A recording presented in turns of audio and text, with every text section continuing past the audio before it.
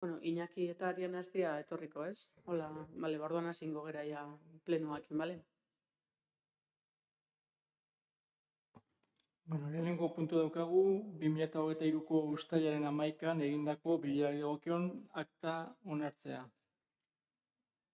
Hemen norbaitek ez bada bezala esateko, aldeko botoak, hau batez.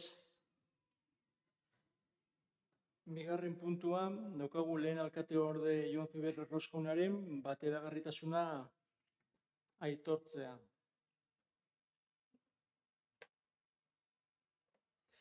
Ikusita proposamenen agertzen den aurrekariak, antolakuntza batzordeak honako akordio hauek arditzela proposatzen dio udalbatzarren osoko bilkurari. Lehenengoa, udal honetako zinegotzi den Jon Zubier Erroskaunari bateragarritasuna aitortzea hirigintza arloko arduradun izango den lehenengo alkate orderi dagokion kargoren eta arkitektura eta antiterrorismo lanetan jarduten duen Onion S-ko pequeña enpresako jabe izatearen artean.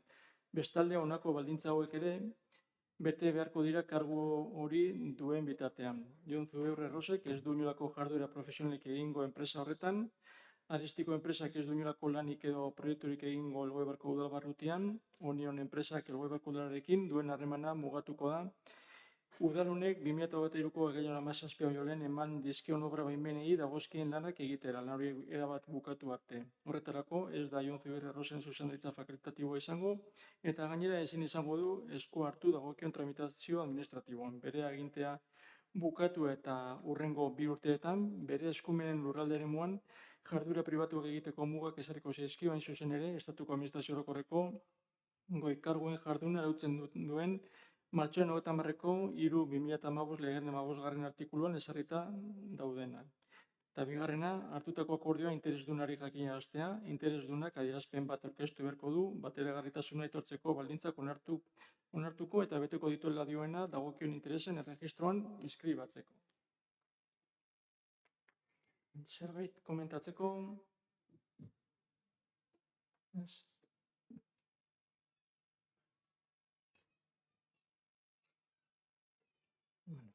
Orduan, proposamenaren aldeko botoak. Hau batez.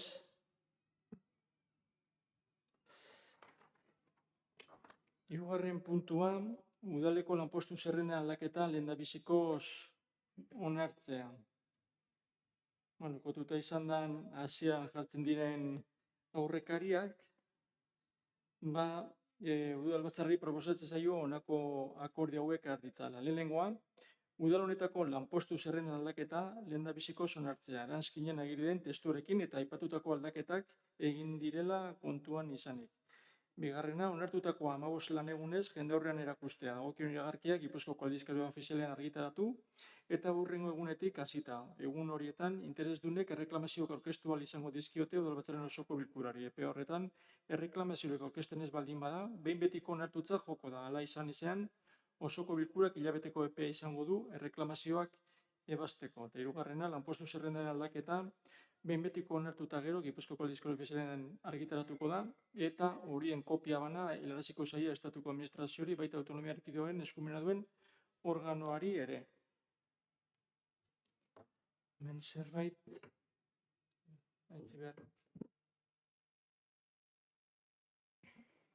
Bueno, lehen da bizi izan, kontuan hartu behar dugula, RPT-ak izan behar dutela azkenean izaera orokorra eta iraunkorra ere, bai, egon behar dira, postuen bete beharrak funtzioak egon behar dira, ondo zerrendatuak, ondo zehaztuak egon behar dira, egun ditugun beharretara egokitzeaz gain, etorkizuna izan egun beste beharretara egokitu alizateko. Beti ere, udalak izan behar duen gaitasun publiko horretan galerarikan gertatu ez dadin.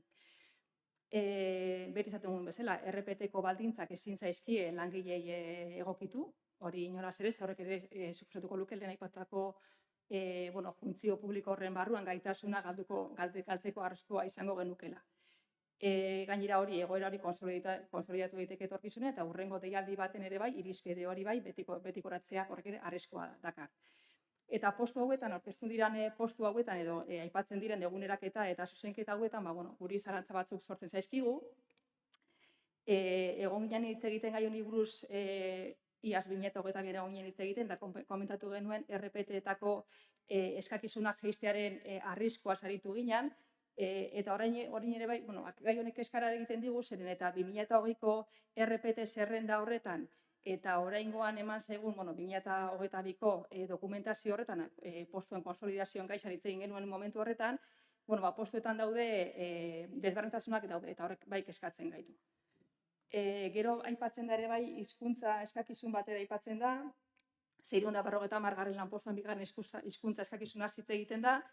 Eusko Jaurlaritzak ezartzen ditu azkenean, langile bakoitzak izan behar dituen euskara ezagutza minimoak, gure kasuan batetik 4 diranak, eta, gisa da, hori dira gutxiengoak, baina euskara normalizazioan aurrera pausak ematen nahi baldin badugu, gutxiengo horietatik haratago beharko ginateke, beti ere langile hau daukaten euskaraz ikasteko eskubide hori guztiz bermatuta egon beharko litzateke.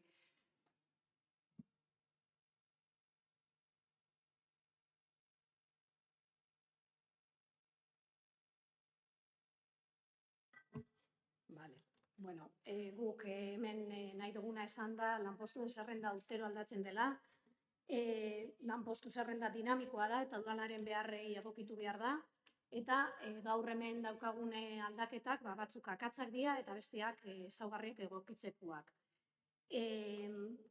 Zuzenketa hauek ez dute plantillan aldaketarik suposatuko, danak langile guztiak aldaketa hauek suposatzen dien langileei danak betetzen dituzte aldatzen dian onarriak, ez dira beraien txarrerantzuk aldrebez oberako dira, eta gainera esan behar dugu komitearekin adostu egin diala aldaketa hauek eta ez dela egon inolako arazorikan. Euskerarena komentatu dozuna, guk esan, orain momentuan ez dela euskera refortzurikan ematen udal langileeri, ez dalako behar, ia 100% moldatzen da euskeraz idatziaz eta hitz egiten, orduan ez da beharrezkoa, baina bai ikusten dugu momentuen batean langileen batek beharra izango balu, euskera saila hortarako dago, eta printzipioz ez duela arazorikan edukiko laguntza hori emateko langileeri.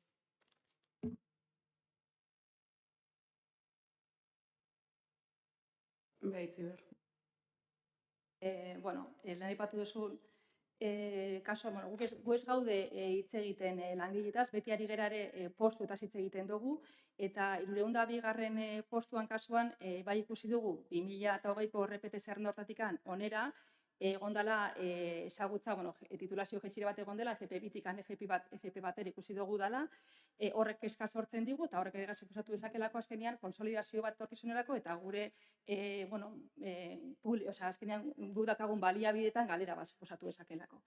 Horretaz gain, nik uste dut, udalangileek bere lan orduetan euskara ikasteko baldintzak eskaini behar zaizkiela, eta orain momentuan ez daukate zaizki eskaintzen zea baldintza horiek.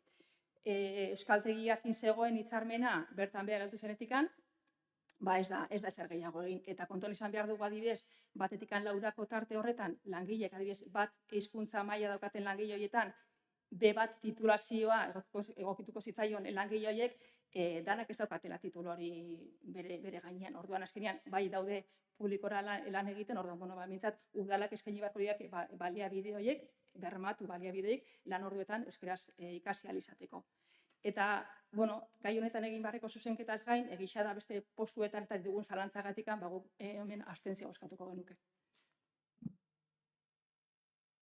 Andrea. Guk esan, FP-ero lanbide heziketako aldaketa hori bai dela aldaketa tekniko bat eta legeak eskatzen duen egokitzapen badela, eta euskerari buruz esandakoa, suertea dakagu gure udaletxean, gure udalan langileia denak 100% euskera erabiltzen dutena, badaude batzuk ez dutenak erabiltzen, eta naiz eta hitzarmen hori euskaltegiarekin bertan bera gelditzea izan da, ez dalako beharrezkoa orain momentuan klase horiek ero refortzu horiek emateko beharrezkoa balitz, ero udalak horrela ikusiko balu, berriro ere bai kontutan hartuko zan, eta euskera saiatikan bideratuko zan laguntza ero formakuntza hori nolan egitea. Ez da bitxan da india. Azken redatzia. Uste dut bakoitzak esan dugula esan beharren bitxan da egon dira. Bueno, nik uste pitxandakin nahikoa dela.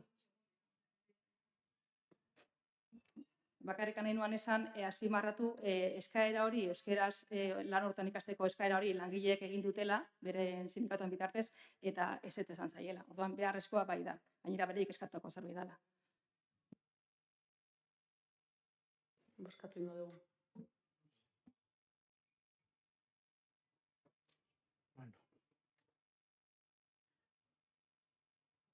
Orduan, proposamenaren aldeko botoak.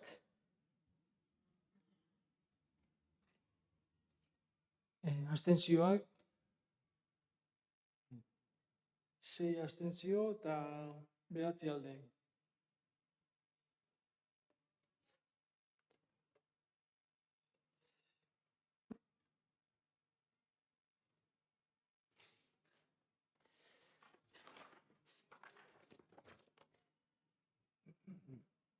Laugarren puntua, 2023ko ordenantza fiskalen aldaketaren hasierako onarpena. Musika eskolaren zerbitzuari dagokien prezio publikoak 23-24 ikasturterako eguneratzea. Bueno, hemen osoko bilkurari proposatzen zaio ondoko akordioak harritzara. Lehenengoa, musika eskolaren zerbitzuari dagozkien prezio publikoa 2023-2024 ikasturterako eguneratzea udal eskumeneko zerbitzuak eskaintzeagatiko edo jarduerak egiteagatiko prezio publikoak arautzen dituen ordenantza fiskala honela aldatuta. H epigrafea musika eskola, hona agertzen da hileroko kuota segun ze adin eta ze kursodean, zenbatekoa den, baita ere ikastaro bakoitzak 10 hilabeteko iraupen esango du eta 10 kuota dagozkiola, urteko matrikula, 2 eurokoa, eta gero obariak, familia ugarientzat, guraso bakar, 3 anai arreba, ero gizarte erako diru laguntza, ero laguntza jasotzen duten familiak.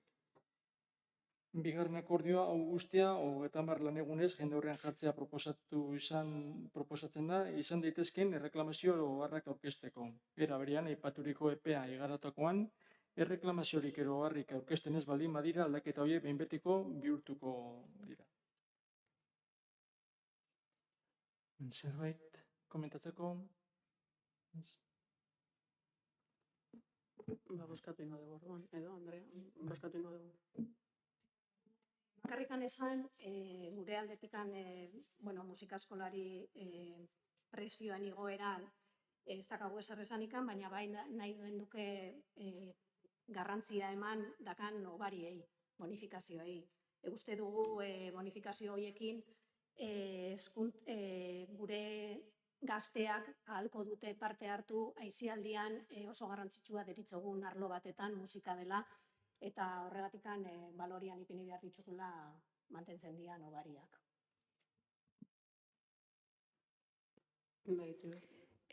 Bai, ados gehitu zaizkion obari horiekin.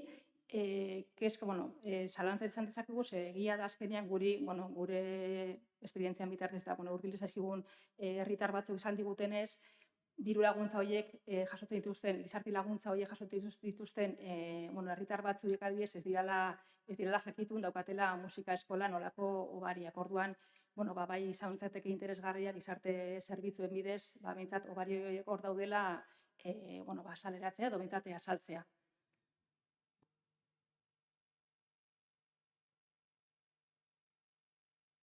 Bale, bozkatuko dugu.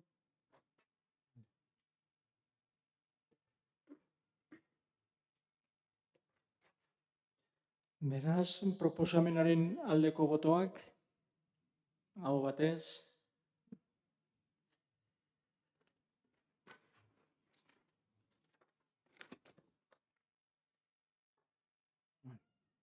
Bosgarren puntua, alkate Andreak emandako antolakuntza ebazpenen berri ematea. 3 ebazpen ditugu, alde batetik ondorengo zinegotzea, batzorde informatzaileetako buru izendatu eta eskuordetzea. Antolakuntza batzorde informatiboan, Atsegin Uzuriaga, Lurralde batzordean Inigo Loyola eta Herritartasun batzordean Ariana Nogales. Beste bat da, kanpoan izango delako hainbat datetan, Jon Zubiorren ordez, alkateari eskuordetzan ematea legak ematen dizkion eskumenak. Hor aipatzen diren egun horietan. Eta azkenekoa da batzorde informatzaileen eraketa eta osaketa. Ikusita talde bakoitzak ze proposamen egin dituen, da hori aurrera eramatea eta hor azaltzen diren batzorde informatzaileen osaketa onartzea. Bakoitzak eskatutako edo proposatutako edukiarekin. Eta baita ere, batzorde bakoitzak hilero egingo dituela ohiko bilera, abuztuan salbu, astearteetan osoko bilkura egin baino astebete lehenago. Eta ordutegia antolakuntzakoa arratsaldeko 4etan, herritartasuna 5etan eta lurraldekoa 6etan. Ez badago ezer komentatzeko, 6. puntura joango ginateke. Da, hizkuntza eskubideen aurkako epaien aurrean, EAJak aurkeztutako mozioa, baina ikusi dezuenez beste bateratu bat aurkeztu da azken orduan, eta hor da mahai gainen daukazuena. Bai, aipatu hori esan dezuen bezala, goizan jartzen du EAJ eta Bildun artekoa dela, eta gero udaloentako EAJ PNVko hautetxeak sartzen da, orduan hori aldatuko dugu, eta EAJ PNV eta EH Bildukoak zertze izango zen idatzi izan. Vale. Bueno, ni hasiko naiz irakurtzen, baina nola mozio bateratua dan, Aitziberrek bigarren partea egin dut. Hezkuntza eskubideen aurkako epaiaren aurrean. Euskalgintzako eragileekin batera, udal honetako EAJ PNVko eta EH Bilduko hautetxiok zer adierazi nahi dugu. Espainiako Auzitegi Konstituzionalak udal legearen aurka, udalei euskara hutsez aritzeko aukera ezetziz, emandako epaiak eragin digun kezka larriak ekarri gaitu idatzi hau aurkeztera. Kezkagarria eta larria iruditzen zaigu sententzia euskararen normalizazio eta biziberritze prozesuari oztopoa jartzea delako. Helburu horren alde, udaletik bideratzen diren hizkuntza politika guztiz mugatzen baititu. Bide batez esan, herritar guztien hizkuntza eskubideak bermatzen dituzten hizkuntza politikak direla atzera bota diren horiek. Ezetzi den udal legearen 6.2 artikuluak beraziaz jasotzen baitu berme hori. Finean, euskara eta euskal hiztunak mespretxatzen ditu epai honek, eta euskarak normalizazio eta biziberritze bidean etorkizunera begira dituen desafio handiei aurre egiteko moduko hizkuntza politikak indarrean jartzea eragozten du. Eusko Legebiltzarrak kontsentsu zabalez onartu zuen orain baliogabetutako udal legea. Era berean, azken inkesta soziolinguistikoak argi erakutsi du gizartearen gehiengo zabal batek babesten dituela euskararen normalizazioa helburu duten politikak. Beraz, epai hori euskararen biziberritzearen aurkakoa ez ezik adostasun sozial handi baten kontrakoa ere bada. Azken batean, herritarren eta udalen erabakimenak jartzen du auzitan. Erabakimen horren defentsan, hona hemen ehunka alkate eta udal ordezkariren presentzia. Uste dugu epai hau oldarraldi judizial zabalago baten parte dela, hizkuntzak gutxituak jomuan dituen olatu erreakzionario batean kokatzen dela. Epai honen ondoren, salaketa are eta irmoago egiten dugu oldarraldiaren aurka, baina batez ere euskararen normalizazio eta biziberritzearen alde. Boskatu ingo dugu.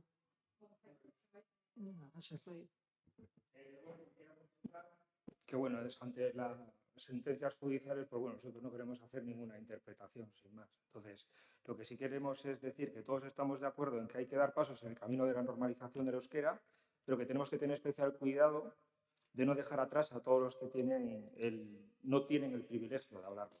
Entonces, coger atajos en ese camino podría crear laberintos insalvables que distanciarían y comunicarían a muchos de nuestros vecinos. Existen herramientas para subsanar, que hace poco, por ejemplo, yo he descubierto el desconocimiento de la lengua, pero no todos las poseen o son capaces de utilizarlas. Incluso a mí me resulta hasta difícil porque lo estoy haciendo. Un pueblo al que queremos llamar amigable debe ofrecer facilidades para entender todo lo que acontece en él, sobre todo en su administración, y siendo esta la herramienta y el principal valedor de potenciar la comunicación y no crear barreras de incomprensión. Hay que dar pasos, sí, muchos, pero en la dirección correcta y sobre todo en la medida oportuna, no convirtiendo en sordos, mudos y ciegos a parte de nuestros vecinos en su necesaria relación con quienes están a su servicio. Simplemente eso.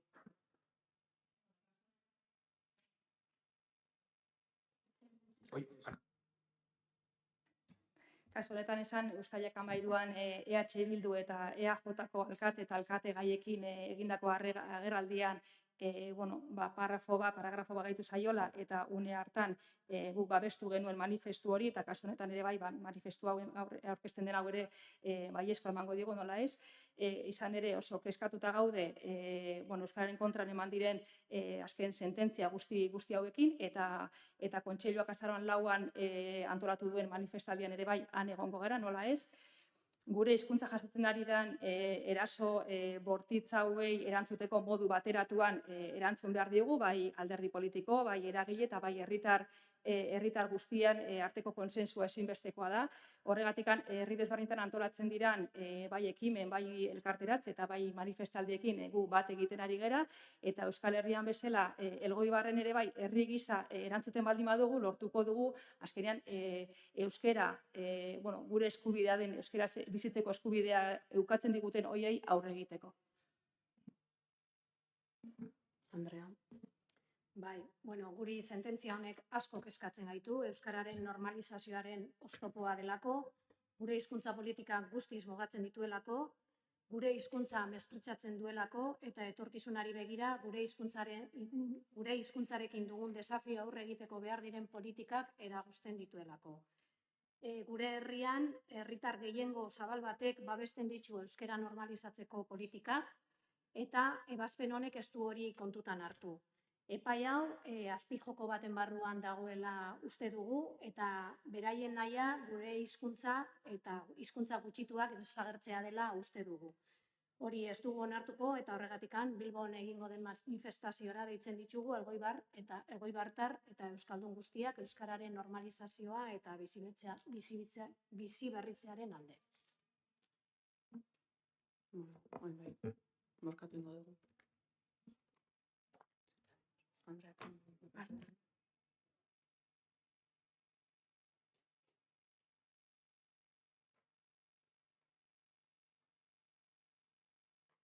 Orduan, mozio bateratuaren aldeko botoak. Kontra. 14 alde eta 1 kontra.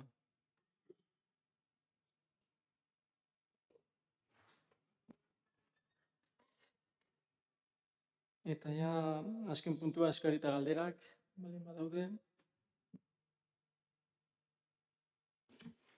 Bukatutzat ematen dugu osoko bilkura. Ondo pasau oporrak.